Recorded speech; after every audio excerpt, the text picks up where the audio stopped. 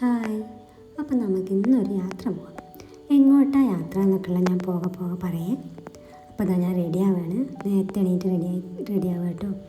ഏട്ടൻ നേരത്തെ റെഡി ആയിരിക്കുന്നുണ്ട്. അപ്പോൾ ഏട്ടനാണ് വീഡിയോ എടുക്കുന്നത്. അപ്പോൾ ഞാനും ഏട്ടനും റെഡിയായി ഇറങ്ങി കേട്ടോ. ഏട്ടൻ്റെ കാർ എടുത്താണ് പോകുന്നത്. ഞാനും ഏട്ടനും മാത്രമല്ല, ഏട്ടനും ഭാര്യയും മക്കളും ഉണ്ട്. അപ്പോൾ ഓരോ കൊല്ലത്തിന് കൂട്ടണം. അതിൻ്റെ മുന്നേ പോയിട്ട് ഞങ്ങൾ പെട്രോൾ അടിച്ചു. എന്നിട്ടാണ് അവരെ കൂട്ടാൻ പോയത്. അപ്പോൾ ഓരെയും കൂട്ടി ഇതാ യാത്ര തുടങ്ങി. ഏട്ടൻ ഡ്രൈവ് ചെയ്യുന്നുണ്ട്, ശ്രീദേശ് ഏട്ടനുണ്ട്, ദിവ്യേച്ചിയുണ്ട്, മക്കളുണ്ട്, പിന്നെ ഞാനും. അപ്പോൾ ഞങ്ങൾ പൊളിച്ചേക്ക് 3 മണിക്ക് ഇറങ്ങി കേട്ടോ. കുറച്ച് ദൂരം പോകാനുണ്ട്, അതുകൊണ്ട് നേരത്തെ ഇറങ്ങാമെന്ന് പറഞ്ഞു. അപ്പോൾ ഇതാ പോയിക്കൊണ്ടിരിക്കുകയാണ്. അപ്പോൾ താമരശ്ശേരി ചുരം കയറാൻ തുടങ്ങി. അപ്പോൾ ഇതിന് മുന്നേ ഒരു ചായയൊക്കെ കുടിക്കാമെന്ന് പറഞ്ഞു.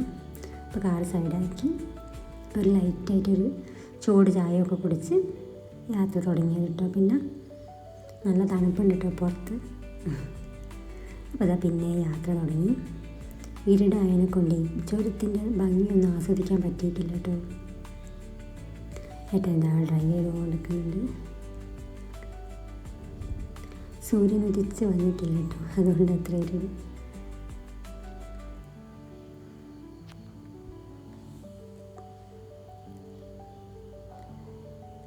നേരം പതുക്കെ വെളുത്തിട്ടുണ്ട്, സൂര്യൻ ഉദിച്ച് വന്നിട്ടുണ്ട്.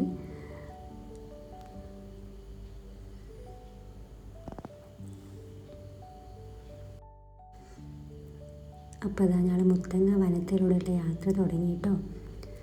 മുത്തങ്ങ വനത്തിലൂടെയുള്ള യാത്ര ഭയങ്കര രസമാട്ടോ. എന്താ പറയുക, കണ്ണിന് കുളിർമ നൽകുന്ന കാഴ്ചകൾ കേട്ടോ. ചുറ്റുമുള്ളത് ഫുള്ള് പച്ചപ്പും ഹരിതാപവും നിറഞ്ഞ വനം കേട്ടോ.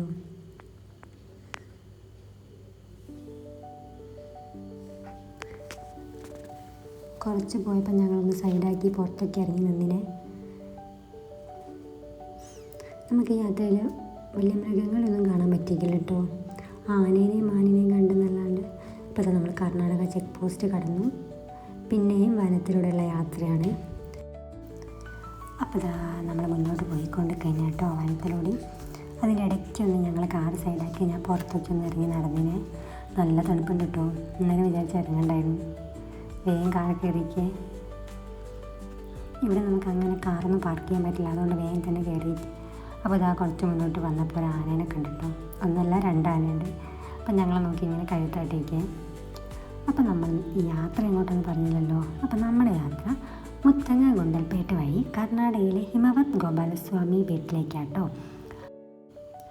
സമുദ്രനിരപ്പിൽ നിന്നും 1450 ഹൈറ്റ് ഉണ്ട് കേട്ടോ ഈ അമ്പലത്തിന്.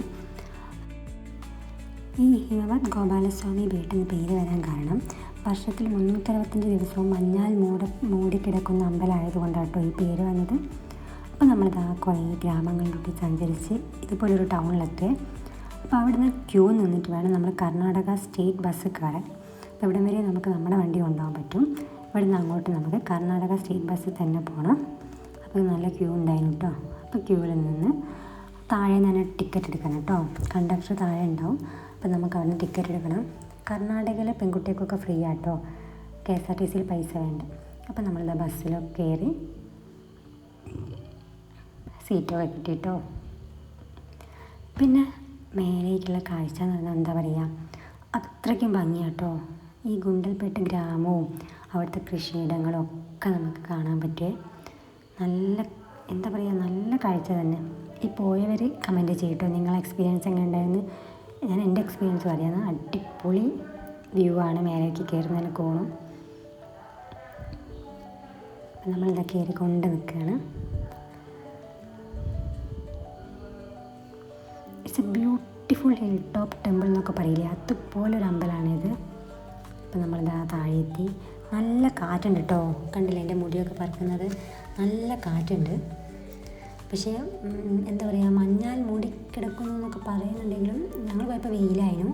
പക്ഷേ കോടമഞ്ഞ് ഉണ്ട് കേട്ടോ, ഇല്ലയെന്നൊന്നും ഞാൻ പറയുന്നില്ല. ഞങ്ങൾ 9 മണിയാകുമ്പോഴത്തേക്ക് അമ്പലത്തിലെത്തിയിട്ടുണ്ട്. വെയിലുണ്ടെങ്കിലും പക്ഷേ വെയിലിന് ചൂടൊന്നുമില്ല കേട്ടോ. നല്ല തണുത്ത കാറ്റാണ് കേട്ടോ. തൊഴുത് കഴിഞ്ഞ് ഇങ്ങനെ ഒരു ചരടൊക്കെ നമുക്ക് കെട്ടിത്തരേ. പിന്നെ ഈ ചുറ്റുമുള്ള വ്യൂ ആണ് ഈ കാണുന്നത്. നല്ല കോടമഞ്ഞുണ്ട്, പക്ഷേ നല്ല എന്താ പറയുക കാറ്റും ഉണ്ട്. കല്ലിനൊക്കെ നല്ല തണുപ്പാണ്. വെയിലുണ്ടെങ്കിലും നമുക്ക് ചൂടെടുക്കില്ല. കല്ലിനൊക്കെ നല്ല തണുപ്പുണ്ട്. എന്താ പറയുക, പീസ്ഫുള്ളാണ് അവിടെ എത്തിയാൽ നമുക്ക്. കുറേ പേരിങ്ങനെ ഇരുന്ന് പ്രാർത്ഥിക്കുന്നൊക്കെ ഉണ്ട് കേട്ടോ അവിടെ. കൃഷ്ണ വിഗ്രഹമാണ് അവിടുത്തെ വിഗ്രഹം എന്ന് പറയുന്നത്, പ്രതിഷ്ഠ എന്ന് പറയുന്നത്. അപ്പോൾ നമ്മൾ അവിടെ തൊഴുതൊക്കെ ഇറങ്ങി. പിന്നെ നമ്മളിങ്ങനെ മുന്നോട്ടേക്ക് വരുമ്പോൾ കണ്ടോ അവിടുത്തെ സൂപ്പർ മാർക്കറ്റ് എന്നൊക്കെ പറയാം. ഈ പയർ വർഗ്ഗങ്ങളൊക്കെ നിരത്തി വെച്ചിട്ടോ ഞങ്ങൾ സൈഡാക്കി കുറച്ച് സാധനമൊക്കെ ഞങ്ങൾ വാങ്ങിക്കേ. നമ്മുടെ ഇവിടുത്തെ സൂപ്പർ മാർക്കറ്റൊക്കെ വലുതല്ലേ, അവിടുത്തെ സൂപ്പർ മാർക്കറ്റ് നോക്കി ചെറിയ സൂപ്പർ മാർക്കറ്റ്. പക്ഷേ അവിടെ എല്ലാ വിധം പയർ വർഗ്ഗം ഉണ്ട് കേട്ടോ. നമുക്കിവിടെ കിട്ടാത്ത വിത്തുകൾ വെച്ചാൽ കഴിക്കാൻ പറ്റുന്നത് ഉണ്ട് കേട്ടോ. അപ്പോൾ നമ്മളിതാ സൂര്യകാന്തി തോട്ടം കണ്ടു. അപ്പോൾ ഒന്ന് ഫോട്ടോ എടുക്കണമെന്നൊരാഗ്രഹം. പക്ഷേ ഒരാൾക്ക് 20 രൂപയാണ് ഇവിടെ ഫോട്ടോ എടുക്കണമെങ്കിൽ. അപ്പോൾ ഞങ്ങൾ ഇറങ്ങി ഫോട്ടോ ഒക്കെ എടുത്തു, കുറച്ച് വീഡിയോ ഒക്കെ എടുത്തു. നല്ല ഭംഗിയുണ്ട് കേട്ടോ ഇങ്ങനെ പൂ വിരിഞ്ഞ് നിൽക്കുന്നതാണ്. അപ്പോൾ പിന്നെ ഞങ്ങൾ മുന്നോട്ടേക്ക് ഇങ്ങനെ യാത്ര ചെയ്തുകൊണ്ടിരിക്കുമ്പോഴാണ് ഈ പച്ചക്കറി കട കണ്ടത്. നല്ല ഫ്രഷ് പച്ചക്കറി കേട്ടോ. വില കുറവുണ്ട്, എന്നാലും അത്ര കുറവൊന്നുമില്ല. അപ്പോൾ നമ്മൾ പച്ചക്കറിയൊക്കെ വാങ്ങി. അപ്പോൾ അവർ പറഞ്ഞു കേട്ടോ ഇങ്ങനെ ഒരു മാമ്പഴത്തോട്ടമുണ്ട്, നിങ്ങൾക്ക് അവിടെ പോയി മാങ്ങ പറിക്കാം വാങ്ങാമെന്നൊക്കെ. അപ്പോൾ നമ്മൾ പോയി കണ്ടോ, വലിയ മാങ്ങയാണ്. എന്താ പറയുക, എൻ്റെ കയ്യിൻ്റെ അത്രയുണ്ട് ഒരു മാങ്ങ ശരിക്കും 1 കിലോ ഒക്കെ ഉണ്ട് കേട്ടോ. നമ്മൾ തൂക്കി നോക്കുമ്പോൾ ഇപ്പം നമുക്ക് അവിടെ നിന്ന് പറിക്കാം. പക്ഷേ അവർ പറഞ്ഞു നിങ്ങൾക്ക് അതിൻ്റെ മൂപ്പൊന്നും അറിയില്ലല്ലോ, അതുകൊണ്ട് അവരെന്നെ പറിച്ച് തന്ന്.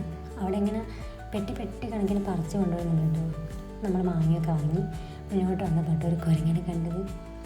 അപ്പോൾ അത് കഴിഞ്ഞ് നമ്മൾ ഫുഡ് കഴിക്കാൻ ഹോട്ടലിൽ കയറി. മന്തി കേട്ടോ കഴിച്ചത്. രാവിലെ മര്യാദയ്ക്ക് ചായ ഒന്നും കുടിച്ചില്ലായിരുന്നു, അതുകൊണ്ട് മന്തി വാങ്ങി. പിന്നെ നമ്മൾ പോയി എടക്കൽ ഗുഹയിലേക്ക് കേട്ടോ. എൻ്റെ മക്കളെ കുറേ കയറാനുണ്ട്, വലിയ കയറ്റം.